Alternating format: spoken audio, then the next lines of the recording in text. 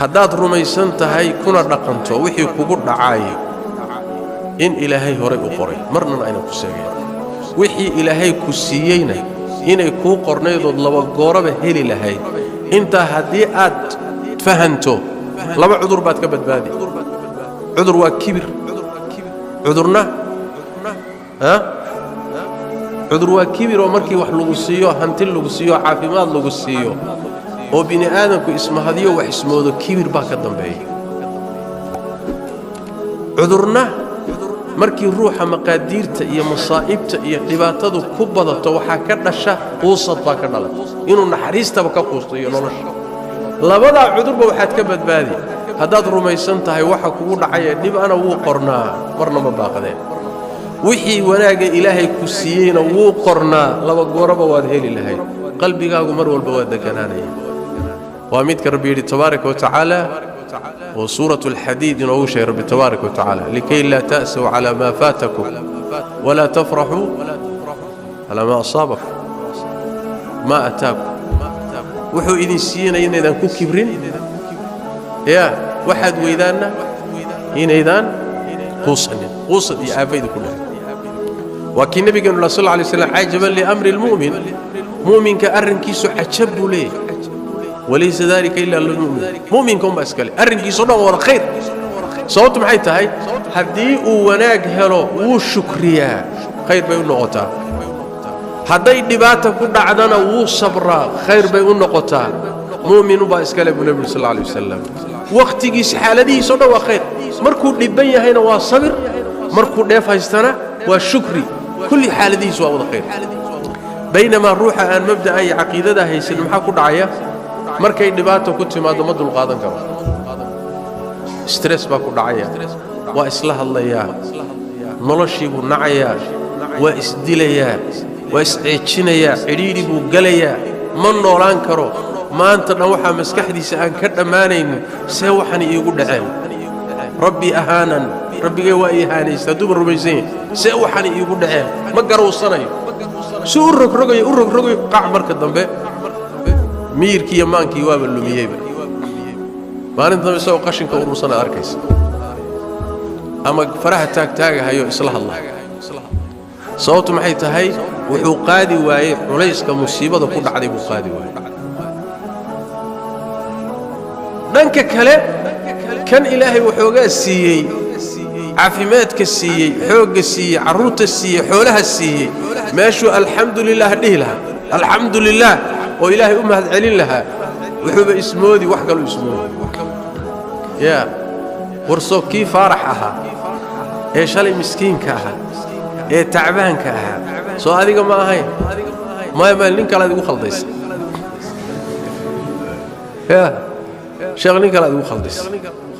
وكي حديث في صدح ذي ربني إسرائيل النبي كجور الرسول صلى الله عليه وسلم صدح نينو ربني إسرائيل ومن محوها هاي تيمه كبوا بين من برس كل عين متى صدحنا محوها مد إندول صدح ذودي بإلهي بعد امتحان إندول كيف قال له يبغى ما حد تعش إلهي إنه من ده يجي سؤالي ملك باوي عندي بلغم صحيح عندي بوصيم في ورحوله ما حد تعش وحاسي وحسن تعش حوله تعلان ولس كيتي مرانت قال له يبغى ورمعاده كنت عشان واحد لوسي تمه يقبوا بين الله يسوع عليه وواحد ضدكم يقول عاية هيان يا عايدا هنا قبل هي السدة تمه بقى له يسوع عليه بالحول ولا شيء وحاسي وحسن شعله سير وحول شعله بس كي كليته برسك قوي يا لوي ورمعاده كنت واحد لوسي إلهي إنه على عضانك هي برسك ولا تكسي عذرك حولنا ولا تكسي حولنا وحشة ووشة مركو نيول بدركي حنون كينا كبح هي امتحان بي هيدا ملكي او كي وحو يمد برسك قبي ملكي اسوسو اكيسيي نين برس قبل وحو محتاج انا وانا باهنا سفر بانا صعوتانا إلهي عافيماتك كسي يا جيركاغي sida ugu qurxiyo xoolaha ku sii ilaahaas dartii sahadaydan waxaan sahay ka dhigto safartan aan ku gaadho dhulkaan u socdo isii markaasuu yidhi waxba kuuma heli raalli markaasuu wuxuu yidhi warniyo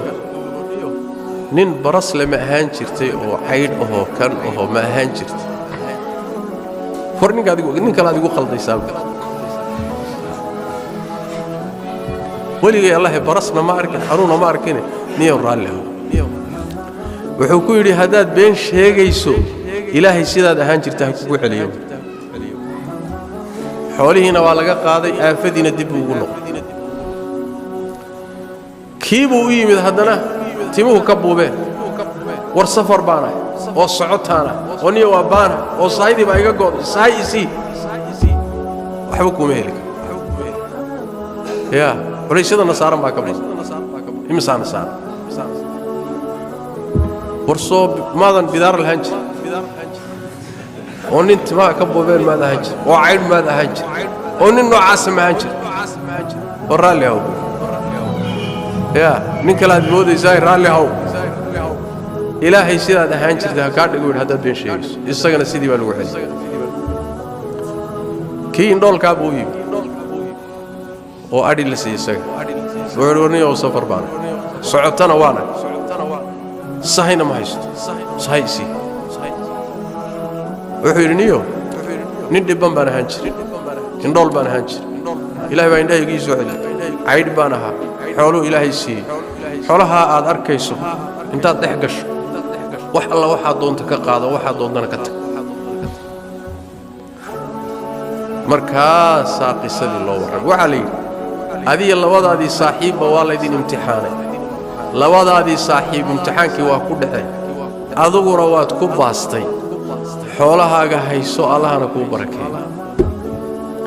soomaalitaan ninkii shalay caydh ah ee jirana ee tacbaanka ah baa wuxuu ku leeyahay nin kale aad imooda yaa nin kale aad imooda sababta keenaysa maxay tahay sababta bini aadamka ladnaantu kibir bay keentaa isla weynan bay keentaa cujbi iyo ismahadin bay keentaa haddaadan marka ogayn aadan xusuusanin mar walba waxan ilaahay baa ku siiyey allaha ku siiyeyna waa kugu imtixaanaya jacayl uu ku jecel yahay ma aha laakiin waa imtixaan midkuu ka qadiyeyna waa imtixaan adigoo ku siiyeyna waa imtixaan haddaadan faham kaa fahmin waxa weeyaan imtixaankii waad ku dhaxsantahay sidaas daraaddeed baa macnaheedu waxa weeyaan wixii kugu dhacay low ha dhihine ilaahay qadarkiisa sallimo ogolow wixii ilaahay ku siiyeyna ka shukriyo alxamdulilah oo ilaahaygii ku siiyey uga mahad celi mabaadi'da dhowrkee nebigu xadiiska inoogu sheegay sal alla alay wasalam haddaynu nolosheenna ku dabaqno wax weyn baa nolosheenna iska beddelaya waa qodobo kulligood taabanaya nolosheenna yowmigaa taabanaya ilaahay tawfiiqda hayna waafajiyo